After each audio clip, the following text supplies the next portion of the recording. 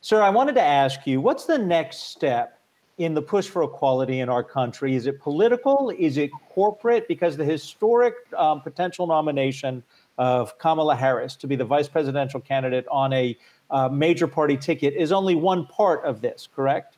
She's so superbly qualified. Think about her being the Attorney General of the state of California. Same on to the Department of Justice in Washington. She's superbly qualified as a very trained. She could have been the Attorney General. She could have been on the Supreme Court. She's superbly qualified. And that's very impressive. I watched how when I ran in '84, I saw a black man in the White House one day. We kept pressing the case. In '84, '08, it happened. I said, a woman, if India Gandhi can guide India, if Golda Meir can guide Israel, if Miss May can guide Britain, why can a woman get on the ticket? Ferrara came out of that. We've advanced a lot since that time. I'm glad to see Kamala is the right person. On a scale of 10, Joe Biden hit a 12. Reverend, it's Julie Hyman here. Thank you for joining us. It's good to see you. So as we look at this pick of Kamala Harris, as we look at where we are with the Black Lives Matter movement, you have been at this for a long time.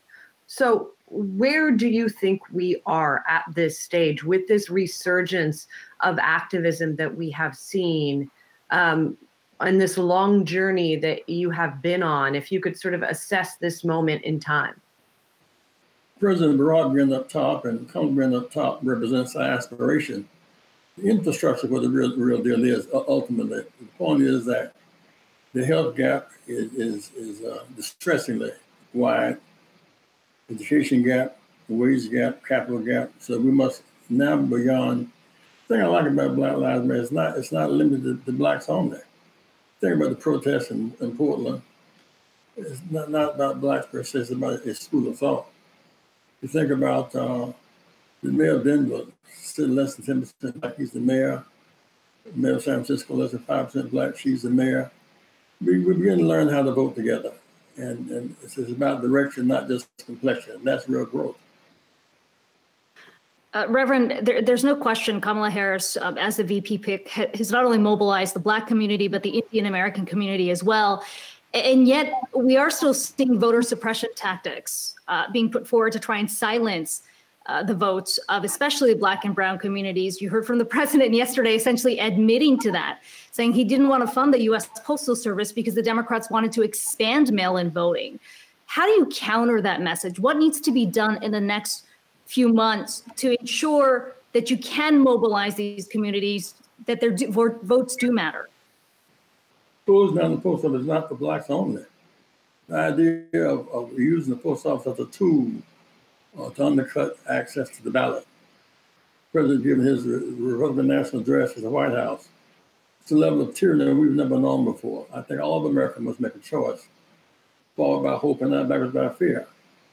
I think that the suppression tactics of the Republicans, when the mail-in is one issue, sending lines, we're determined to vote nonetheless. Reverend, I'm curious, you know world leaders, you know past presidents. Have you ever had a chance during the last 3 years to speak to President Trump? And if you have, what did you talk about? If not, what would you say to him today? In 1999, we began the Wall Street Project in New York, and President Clinton was the co-chair, and Donald Trump came with him.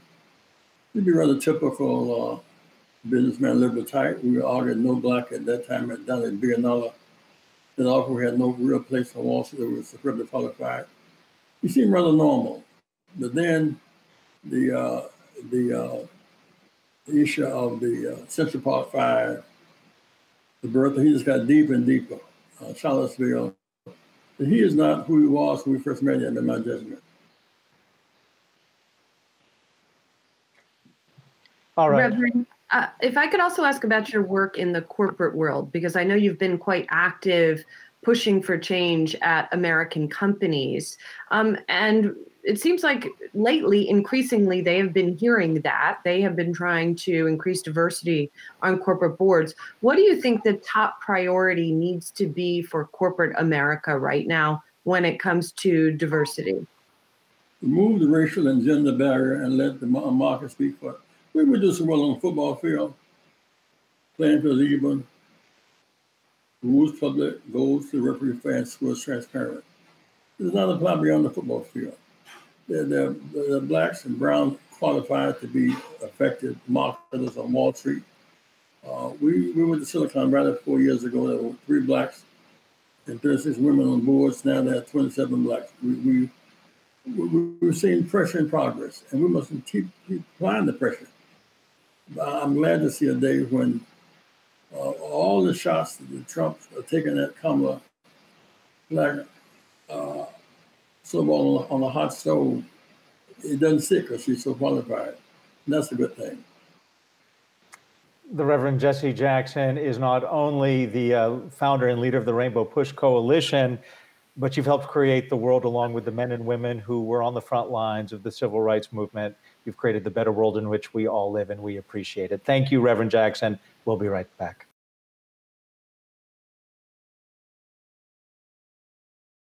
Hey investors, Zach Guzman here. Are you interested in learning more about the markets and getting the latest financial news? Well, then click right here to subscribe to our Yahoo Finance YouTube channel.